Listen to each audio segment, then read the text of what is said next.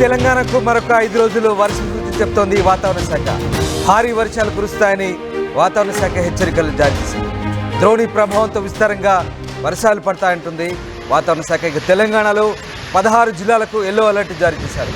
నల్లగొండ, సూర్యాపేట, మహబూబాద్, వరంగల్, హనుమకొండ, రంగారెడ్డి, హైదరాబాద్, మేడ్చల్, వికారాబాద్, సంగారెడ్డి, మెదక్, మహబూబ్ నగర్, నాగర్ కర్నూల్, వనపర్తి, జోగులాంబ జిల్లాలో వర్షాలు కురుస్తాయంటున్నారు. ఇక కోస్తా, ఉత్తరాంధ్రలో మోస్తరు వర్షాలు పడే అవకాశం ఉందని వాతావరణ శాఖ చెప్తోంది.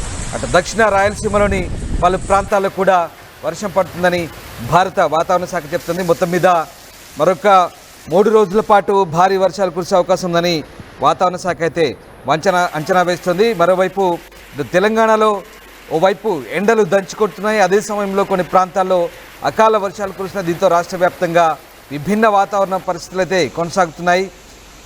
ఇక వర్షాలు ఎండ నుంచి కాస్త రిలీఫ్ ఇస్తున్నప్పటికీ పంట నష్టంతో రైతన్నలు అయితే ఆందోళన చెందుతున్నారు.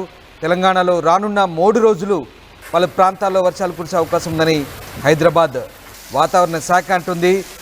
దాని తర్వాత రాబోయే 3 రోజుల పాటు రాష్ట్రంలో గరిష్ట ఉష్ణోగ్రతలు క్రమంగా 2 నుంచి 3 డిగ్రీలు పెరిగే అవకాశం ఉందని చెప్తున్నారు.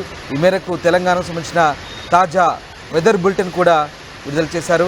ఇక శనివారం అంటే 19వ తేదీన తెలంగాణ రాష్ట్రంలో నల్లగొండ, సూర్యాపేట, మహబూబాద్, వరంగల్, అలాగే ఉమ్మడి హైదరాబాద్, రంగారెడ్డి జిల్లాలతో పాటు ఉమ్మడి మహబూబ్ నగర్ జిల్లాల్లో ఉరుములు మెరుపులతో కూడిన వర్షం పడుతుంది. అలాగే ఈదురుగాలు, గాలి వేగం గంటకు 30 నుంచి 40 కిలోమీటర్ల వేగంతో ఈదురుగాలు వీసే అవకాశం ఉందని వాతావరణ శాఖ చెప్తుంది.